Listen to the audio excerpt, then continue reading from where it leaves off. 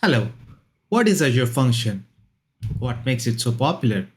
In this playlist, I'm going to show you how I create Azure Functions from scratch using Azure CLI and how we connect Azure Function with other Azure resources. This playlist has animated demos and complete hands-on tutorials for you to follow along and practice with me creation of Azure Functions. We will start with the basic concept of Azure Function and see what problem it solves. We'll learn Azure Function by showcasing all components associated with it, like networking, identity, log workspace, application insight, app services, storage, and post-deployment configurations. Make sure you stick around till the end of the playlist and do not miss a part, as many things are interconnected and crucial to understand to have a better confidence on this particular topic.